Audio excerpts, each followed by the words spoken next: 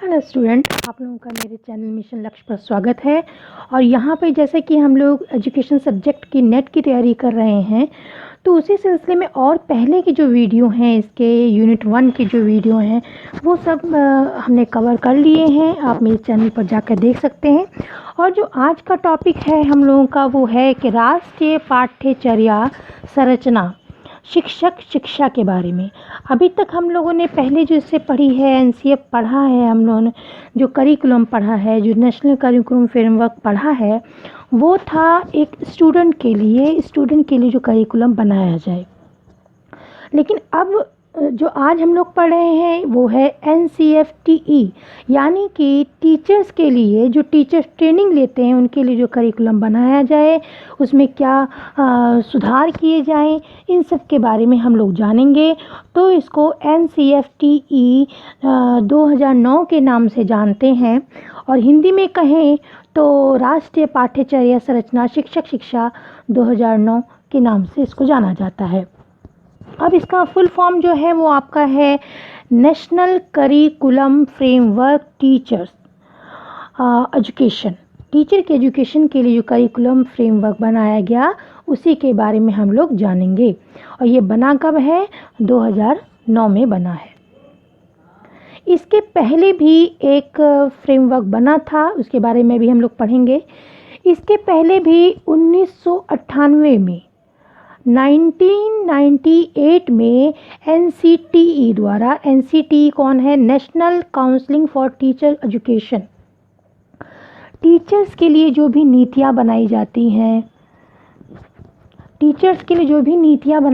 हैं, और जो भी करिकुलम बनाया जाता है, उसके लिए हम लोग समय समय पर वो रिफॉर्म्स करते रहते हैं, समय समय पर पॉलिसी बनाई जाती हैं। तो उसके लिए हम लोग समय से जो नीतियाँ बनाई जाती हैं, पॉलिसीज़ बनाई जाती हैं टीचर्स के लिए, तो उसमें और हम उनके करिकुलम्स में जो समय के अनुसार जैसे नई नई तकनीक आती हैं, नए नए जो नवाचार आता है आपकी एजुकेशन में, उसको समाज में जो आपकी आधुनिकता आती है, उसको किस तरीके से टीचर्स के करिकुलम में इसको लिया जाए या उसको शामिल किया जाए, वो सब जो नीतियां हैं, जो भी चीज़ें हैं, ये आपकी NCTE यानी कि national council for teacher education, जो कि पूरी तरह से टीचर्स के एजुकेशन से ही संबंधित है, वही सब कुछ बनाती है, हर तरह की नीतियाँ। ये कहने का तात्पर्य है।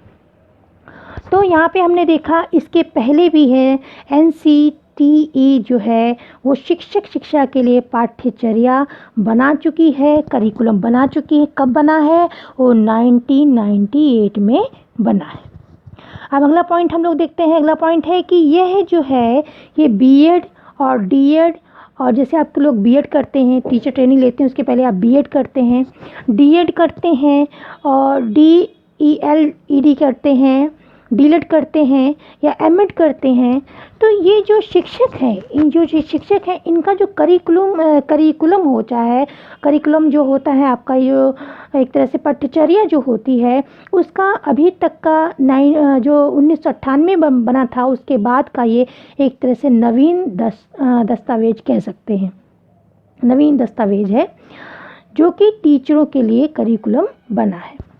अगला पॉइंट देखते हैं कि NCTE जो है वो समय समय पर शिक्षकों की गुणवत्ता जो है, उनकी क्वालिटी को सुधार करने के लिए, अर्थात एक आदर्श शिक्षक बनाने के लिए, एक समय के साथ या समाज के साथ जो आधुनिकता आ रही है, जो नवाचार आ रहा है, उसके साथ सामंजस्य बिठाने के लिए, और एक आदर्श टीचर के लिए जो नीतियाँ जो हैं, पॉलिसीज़ जो हैं, वो NCTE बनाता रहता है। अब आपने देखा कि 2009 में आया था राइट टू एजुकेशन, जो कि 6 से लेकर जो 14 वर्ष के बच्चे हैं, उनकी जो शिक्षा है उसको निःशुल्क पहले कर दिया गया था। पहले तो निःशुल्क थी ही, लेकिन 2009 में इसको एक एक्ट बना दिया गया था, राइट इसको RTE के नाम से जानते हैं। तो उस समय जब ये एक कानून बन गया, एक्ट बन गया, तो इसको इम्प्लीमेंट करने के लिए भी शिक्षकों की जो उस टाइम उपलब्धता इतनी अच्छी नहीं थी, और जो शिक्षक थे उनकी क्वालिटी इतनी अच्छी नहीं थी, उनको नवाचार नई चीज़ों से जोड़ने की समस्या थी उस समय। तो ये क्योंकि इतनी सारी ज़रूरतें उस समय उत्पन्न हो गई थी, तो इसीलिए एक कमेटी बनाई गई। उस कमेटी के जो चेयरपर्सन थे वो थे मोहम्मद अख्तर सिद्दीकी। उस कमेटी के चेयरपर्सन कौन थे? मोहम्मद अख्तर सिद्दीकी। तो उस समय आपने देखा कि सर्व शिक्षा अभियान चला हुआ था, और जिसको कि और RTE जो भी हमने पढ़ा, राइट टू एजुकेशन, ये भी एक्ट आ गया था। तथा शिक्षकों की कमी उस समय, क्योंकि शिक्षा जो दे रहे थे शिक्षक, उनकी उपलब्धता अच्छी नहीं थी, उनकी कमी थी, और उनकी जो गुणवत्ता थी उसमें भी कमी थी। आधुनिकता के कारण और शिक्षकों में गुणवत्ता लाना, ताकि वह तकनीकी युग में, जो इस समय का युग है, आप देखते हैं कि इस समय कंप्यूटर का युग है, आप लोग ऑनलाइन शिक्षा ग्रहण करते हैं, स्वयं जैसे ऐप हैं उससे भी आप लोग शिक्षा ग्रहण करते हैं। तो कितना एडवांस हो गया है आजकल की जो शिक्षा प्रणाली है, तो उससे शिक्षकों को परिचित करवाना, उसके साथ सामंजस्य बिठवाना, इसके लिए ज़रूरत थी कि उनका जो करिकुलम है उसमें चेंजेस लाई जाए, और जो नई चीज़ें आ रही हैं उनको टीचरों को उससे अवगत कराया जाए, ताकि वो अपने जो स्टूडेंट हैं उनको भी उसको बता सकें। अब जिससे कि वे इसमें मैंने बताया है कि जैसे शिक्षकों में गुणवत्ता लाना, ताकि वे तकनीकी युग में सामंजस्य बिठा पाएँ, और जिससे वे छात्रों को नई तकनीक, जैसे आजकल आप लोग देखते हैं स्मार्ट बोर्ड से पढ़ाया जाता है। पहले की भी बोर्ड आपने देखा है, चौक की सहायता से पढ़ाया जाता था, और आजकल की जो बोर्ड है वो स्मार्ट बोर्ड हो गए हैं। तो उनको किस तरीके से ऑपरेट करना है, या ICT, इंफॉर्मेशन कम्युनिकेशन टेक्नोलॉजी जो उनको बतानी है, नवीन विधियां जो आ रही हैं टीचर्स में, माइक्रो टीचिंग है, इन सब चीज़ों की जो मतलब इन सब चीज़ों के बारे में नॉलेज जो है वो देने की बात इसमें कही गई थी, वो देने की आवश्यकता थी समय के अनुसार। और एक आदर्श टीचर, एक आदर्श शिक्षक का निर्माण हो, और शिक्षकों को व्यावसायिक दक्षता बढ़े। जो व्यावसायिक दक्षता का अर्थ है, जैसे मैंने आपको बताया कि नई नई विधियां उनको बताई जाएं कि बच्चों को पढ़ाने के लिए, और एक छात्र केंद्रित शिक्षा क्या होती है इसको बताया जाए। जो कंप्यूटर है आपका, उसको किस तरीके से ऑपरेट करके किस तरीके से एक स्लाइड बना के प्रेजेंटेशन दे के छात्रों को पढ़ाया जा सकता है। तो इन सब चीज़ों के बारे में उनकी जो दक्षता है, व्यावसायिक दक्षता जो ये बढ़े, किस तरीके से बढ़े, इसको बताया जाएगा।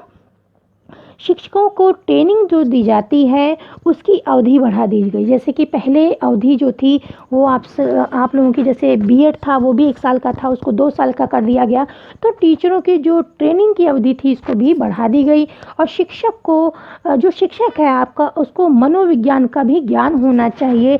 और जो शिक्षक है आपका, जब छात्रों के मनोविज्ञान को नहीं जानेगा, छात्रों की रुचि को नहीं जानेगा, किस समय पे, किस मनोदशा में छात्र किस चीज़ का चिंतन करता है, किस चीज़ को समझना, किस तरीके से उसको समझाना बेटर होता है, ये सब चीज़ें जानने के लिए उसको मनोविज्ञान का ज्ञान होना चाहिए। और छात्रों का समय समय पर जैसे कोई समस्या आ गई तो उसको मार्गदर्शन करने की योग्यता जो भी है वो टीचर में होनी चाहिए। तो ये सब चीज़ें ज़रूरतें उस समय थी, तो इसीलिए इस करिकुलम में इन सब चीज़ों को शामिल किया गया। क्योंकि अब कोठारी आयोग ने भी ये बात कही है, कोठारी आयोग आपका 1964 में आया था, इसमें भी ये बात कही गई है, the destiny of India is now being shaped in her classroom.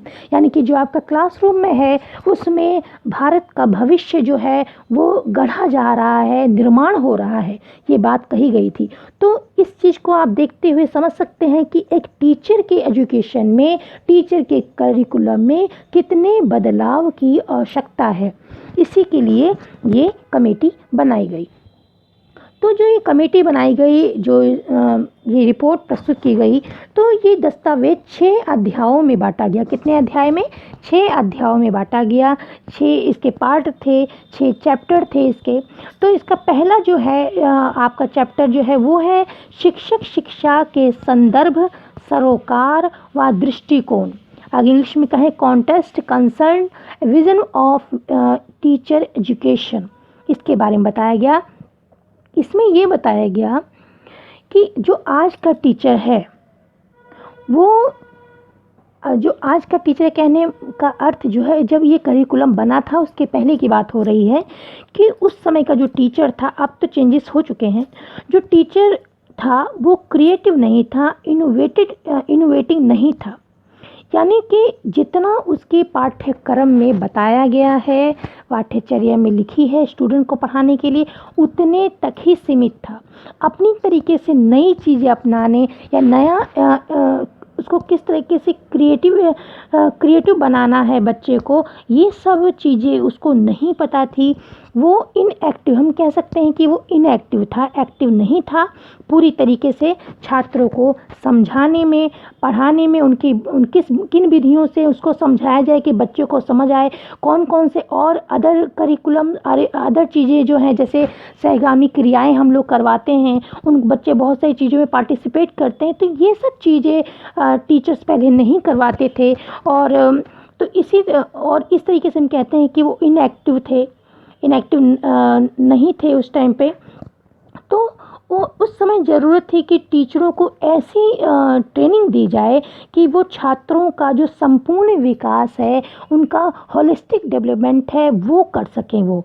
तो इसीलिए करिकुलम बनाने की बहुत ज़्यादा ज़रूरत थी। तो इसे जो पहला चैप्टर है उसका, जो आपका बताया शिक्षक शिक्षा के संदर्भ, सरोकार और दृष्टिकोण, इसमें यही बताया गया कि टीचर को किस तरीके से क्रिएटिव बनाया जाए, इनोवेटिंग बनाया जाए।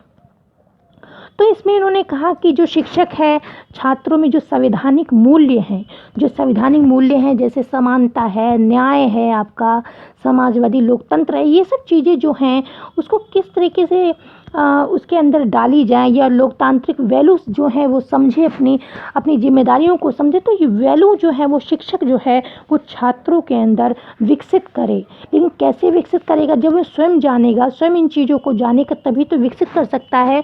तो इस तरीके उन्होंने कहा कि जो आपके जो प्री टीचर हैं, जो पहले के जो भी ट्रेनिंग ले रहे हैं और जो शिक्षा दे रहे हैं, उन दोनों को ये बातें समझनी चाहिए कि शिक्षक जो हैं छात्रों में संवैधानिक मूल्यों का विकास करें और छात्र केंद्रित शिक्षा दी जाए। छात्र केंद्रित शिक्षा मतलब ये है कि जो टीचर हैं वो बच्चों की रुचियों को समझें, बच्चा किस तरीके से समझता है, मतलब बच्चे को वहाँ विषय केंद्रित शिक्षा ना हो, ज़्यादा अटेंशन, ज़्यादा फोकस जो है वो छात्रों की मनोस्थिति पे, उनकी जो मनोवैज्ञानिक उनका सोचने का तरीका है, उसके हिसाब से शिक्षा दी जाए।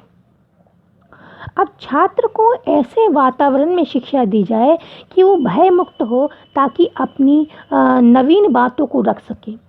देखते हैं कि जो छात्र होते हैं, जो आप शिक्षा जब ग्रहण करते थे अपने समय भी देखिए कि जो टीचर होता था वो बहुत ही सख्त होता है। तो सख्त यानी कि बहुत एक तरह से जो स्टूडेंट थे, अगर कोई बात पूछनी होती थी तो भय के कारण, चाहे कुछ भी मन में डाउट हो, लेकिन वो भय के कारण नहीं पूछते थे। तो शिक्षकों को इस तरीके से ट्रेनिंग दी जाए कि वो ऐसा वातावरण जो है वो कक्षा का बनाए कि जो बच्चा है वो भय मुक्त होके अपने जो सारे प्रश्न हैं, जितने भी डाउट हैं, वो उनको क्लियर कर सके। अगला पॉइंट है कि छात्रों को क्रिएटिव बनाएं ताकि वह समाज के साथ सामंजस्य कर सके। अब एक तरह का ज्ञान होता है कि जितना टीचर पढ़ा देगा बच्चा उतना ही जानेगा, और एक होता है कि एक ज्ञान से जोड़ के दूसरा ज्ञान बच्चा दूसरे इन्वेंशन करता है अपने चिंतन से, तो वो क्रिएटिव होता है। तो छात्रों में जो ये क्रिएटिवनेस की भावना है, ये जो शक्ति है, ये पावर, उसको मतलब उसमें बच्चे में विकसित किया जाए, ताकि वो जो समाज हमारा दिन प्रतिदिन बदलता जा रहा है, नए नए परिवर्तन आ रहे हैं, नई नई तकनीकी आ रही हैं, चाहे आपका कंप्यूटर ले लीजिए, चाहे आपका शिक्षा की प्रणाली, शिक्षण की विधियाँ लीजिए, हर तरीके से नई चीज़ें आपकी शिक्षा और समाज में आ रही हैं। तो उन सब चीज़ों के लिए छात्र को जो है क्रिएटिव बनाएं ताकि वह समाज के साथ सामंजस्य से तालमेल कर पाए। अब जो ये सभी बातें जो बताई गई हैं, ये प्री जो टीचर हैं, जो भी ट्रेनिंग लेने जा रहे हैं टीचर की, और जो इन सर्विस हैं, जो टीचर हैं इस समय पढ़ा रहे हैं, उनकी पाठ्यचर्या में इसको शामिल किया जाए, ये बात है। अब आपका जो सेकंड चैप्टर है, सेकंड अध्याय है, उसको देखते हैं। सेकंड अध्याय है कि शिक्षक शिक्षा के प्रारंभिक पाठ्यक्रम को देखा जाएगा इसमें, कि यानी कि जो प्री शिक्षक की बात हो रही है, जो भी शिक्षक की ट्रेनिंग लेने जा रहा है जो स्टूडेंट, उसकी बात हो रही है कि curriculum area of initial teacher education. जो अभी टीचर की ट्रेनिंग लेने जा रहे हैं उन स्टूडेंट के बारे में कहा गया है कि पहला तो उनको शिक्षा का आधार, उसको शिक्षा का आधार के बारे में बताया जाए, यानी फाउंडेशन वो पढ़े बच्चा, फाउंडेशन ऑफ एजुकेशन। अब फाउंडेशन ऑफ एजुकेशन का मतलब ये है कि हम लोग सब टीचर बनने जा रहे हैं या प्रोफेसर बनने जा रहे हैं, तो हम लोग शिक्षा के आधार, शिक्षा के बारे में कितनी सारी चीज़ें पढ़ते हैं कि शिक्षा का जो दार्शनिक आधार क्या है, शिक्षा का मनोवैज्ञानिक आधार क्या है, सामाजिक आधार उसका क्या है, या शिक्षा के उद्देश्य क्या हैं, और शिक्षा से समाज से संबंधित उसके उद्देश्य क्या हैं, और शिक्षा एक देश को आगे ले जाने में क्या कार्य है उसका, और उसमें जो बच्चा है या जो छात्र है, वो छात्र केंद्रित शिक्षा क्या है, या उनको सिखाने की विधियां क्या हैं, या बच्चे का बाल्यकाल या बच्चे की किशोरावस्था, और किशोरावस्था में क्या क्या विकास है, ये सब चीज़ें जो हम पढ़ते हैं वो शिक्षा के आधार में, यानी फाउंडेशन ऑफ एजुकेशन में पढ़ते हैं। तो ये जो फाउंडेशन ऑफ एजुकेशन है, ये जो नए स्टूडेंट जो टीचर बन रहे हैं उनको हम लोग बताएं, उनको ये चीज़ें बताई जाए। और सेकंड है आपका पेडागॉजी। पेडागॉजी स्टडी क्या होती है? पेडागॉजी स्टडी का मतलब है कि किसी भी सब्जेक्ट को किस तरीके से छात्रों को पढ़ाना है। जैसे आपका मैथ किस तरीके से बच्चों को पढ़ाया जाएगा, या इंग्लिश है आपकी, या साइंस पढ़ाई जाए, तो किस तरीके से बच्चों को पढ़ाया जाए, उसमें कौन सी विधियाँ इस्तेमाल की जाएं, ये सब जो चीज़ें हैं वो पेडागॉजी में बताई जाती हैं। तो इसे ही पेडागॉजी स्टडी कहते हैं। इसमें हर सब्जेक्ट की, चाहे आपको हिंदी हो चाहे इंग्लिश हो, हर सब्जेक्ट की पेडागॉजी अलग अलग होती है। तो इन सब के बारे में बच्चों, जो नए स्टूडेंट हैं, टीचर स्टूडेंट हैं, उनको बताया जाता है ताकि वो इन चीज़ों को सीखें और इन विधियों को सीख के वो अपने छात्रों को आगे चल के पढ़ाएं। तीसरा है आपका कि स्कूल जो इंटर्नशिप है, जो स्कूल इंटर्नशिप है, इसका मतलब ये है कि जब टीचर ट्रेनिंग ले लेता है तो उसको कुछ टाइम के लिए किसी स्कूल में अनुभव के लिए इंटर्नशिप करनी पड़ती है, यानी कि वहाँ पे पढ़ाने जाना पड़ता है। तो ये इसका अनुभव काल होता है, और ये उसके जो वो कोर्स कर रहा है टीचर की, ये उसमें शामिल होता है। तो स्कूल इंटर्नशिप भी उसमें जोड़ा जाए ताकि जो आपका टीचर स्टूडेंट है वो स्कूलों में जाए और वहाँ के वातावरण में जो समस्याएं आ रही हैं, या टीचर जो बच्चों को वो वहाँ पे पढ़ाए, और जब बच्चों को पढ़ाते समय क्या क्या समस्याएं उसको आ रही सामने, कैसे उनको सॉल्व करना है, वहाँ का माहौल कैसा है। तो इस तरीके से उसका ये अनुभव होता है कि किस तरीके से छात्रों को पढ़ाना है, क्या क्या समस्याएं आ सकती हैं, उनको सॉल्व कैसे करना है।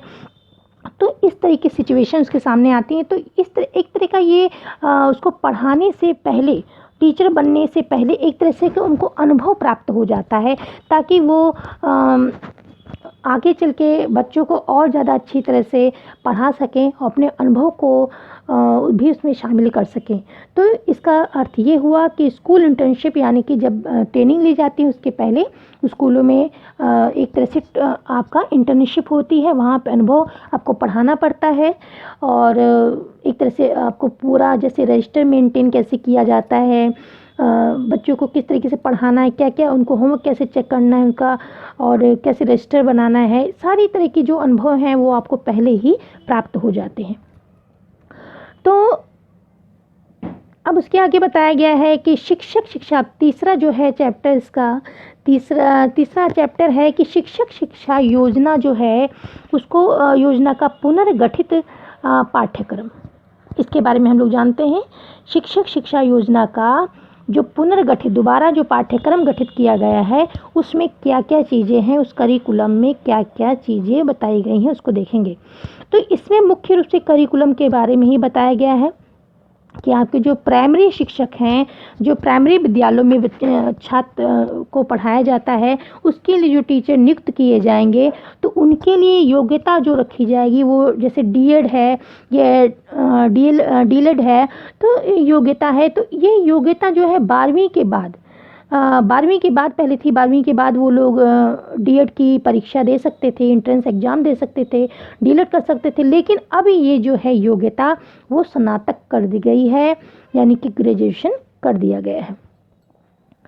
अब आपका करिकुलम जो है वो 3 भागों में तो बांटा ही हुआ है, तो आपको पता है शिक्षा के आधार, पेडागोजी और इंटर्नशिप, ये 3 भागों में करिकुलम उनका होगा, चाहे वो सेकेंडरी के हों चाहे आपके प्राइमरी को हों।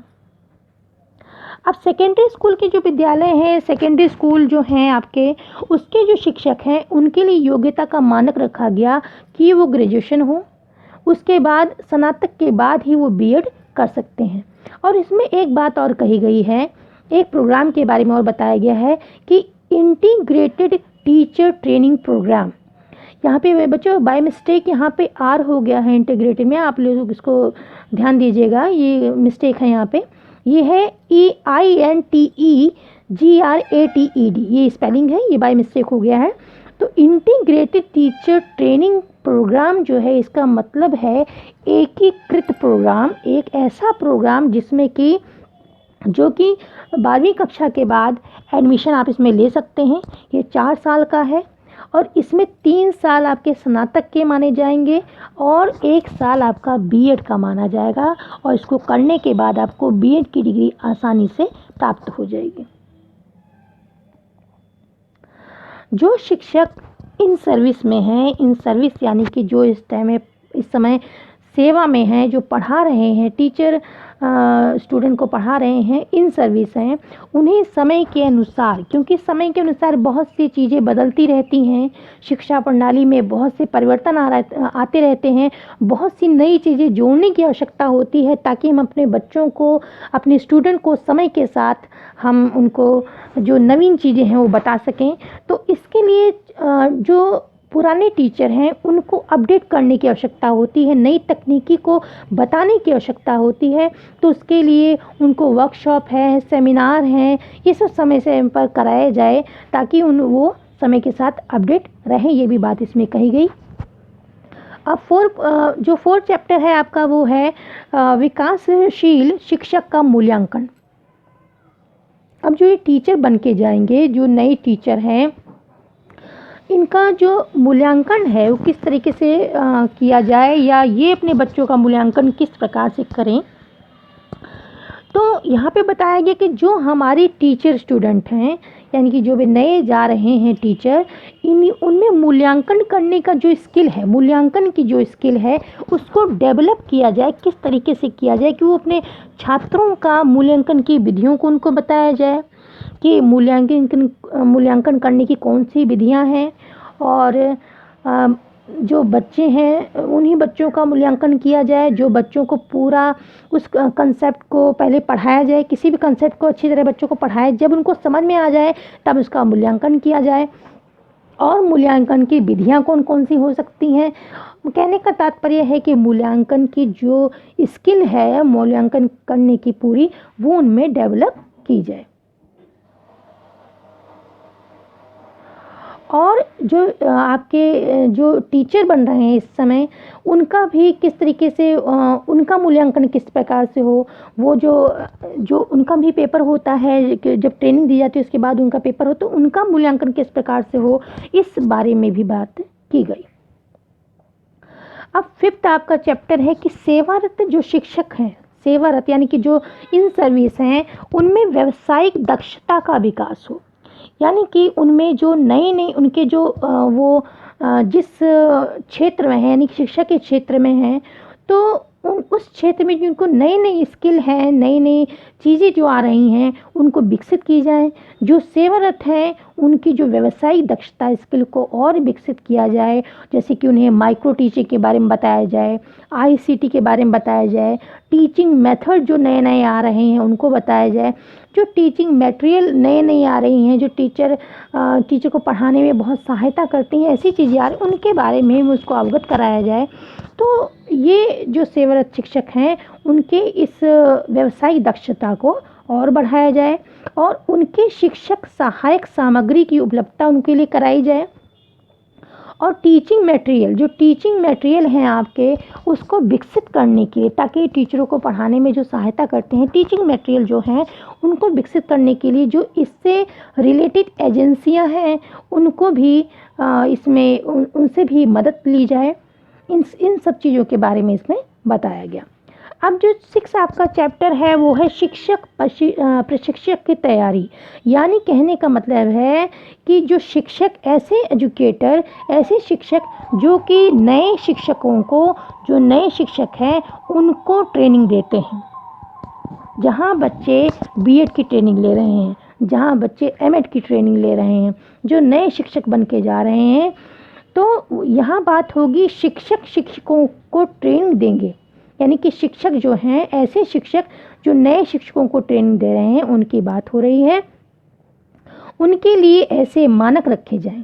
जो एजुकेटर एक शिक्षक को ट्रेनिंग देंगे उनके लिए बीएड के बच्चों को पढ़ाएंगे, तो उनके लिए योग्यता जो रखी गई वो पीजी, एमएड और बीएड और नेट होना चाहिए, ये कहा गया। और जो विश्वविद्यालय में पढ़ाएंगे, जैसे कि हम लोग पढ़ाने जा रहे हैं या आप लोग प्रोफेसर बनेंगे तो पढ़ाएंगे, आप लोगों के लिए क्या मान्यता है, क्या मानक रखे गए हैं? आप लोगों के लिए मानक है, योग्यता है कि आप पीजी हो कितने परसेंटेज से 55 होना चाहिए, नेट होना चाहिए, और अब तो पीएचडी को भी जोड़ दिया गया है। जो टीचर एजुकेटर हैं, जो एजुकेटर जो टीचर्स को पढ़ा रहे हैं उन्हें शिक्षा के आधारों के बारे में, शिक्षा मनोविज्ञान के बारे में, बच्चों के मनोविज्ञान के बारे में, दर्शन क्या है, छात्र केंद्रित शिक्षा क्या होती है, नई तकनीकें जो आ रही हैं, जो नवाचार शिक्षा में आ रहा है वो सब क्या है, नवीन विधियाँ क्या हैं, या आपका कहिए आपका शोध क्या है, या आप जो नए नए रिसर्च हो रही हैं, इन सब चीज़ों के बारे में उसको जानकारी होनी चाहिए, इन विधियों का ज्ञान होना चाहिए, और ताकि वो नए शिक्षक जो तैयार हो रहे हैं उनको सिखा सकें और ये टीचर आगे चल के अपने स्टूडेंट को सिखाएंगे। तो इस तरीके से हमें एक आदर्श शिक्षक प्राप्त हो जाएगा, जो कि इस नेशनल, आपको बताया गया है, नेशनल करिकुलम जो टीचर्स के लिए बनाया गया था उसके लिए ये एक महत्वपूर्ण चीज़ बताई गई थी। सबसे आवश्यक चीज़ थी कि एक कुशल, एक योग्य, एक आदर्श टीचर, आइडल टीचर हम लोगों को प्राप्त हो, तो ये इससे इस करिकुलम को अपनाने से पूर्ण हो जाएगा। बच्चों, ये वीडियो कैसा लगा ये आप कमेंट के द्वारा बताइए, और अगर आपका कोई सुझाव है तो उसका स्वागत है, उसको भी बताइए। कोई डाउट है तो उसको भी बताइए, और अगर आप चैनल पे पहली बार आए हैं तो उसको सब्सक्राइब कीजिए और लाइक कीजिए, अपने दोस्तों के साथ इसको शेयर कीजिए। तो इसी के साथ ये वीडियो यहीं पर समाप्त होता है। So thanks for watching.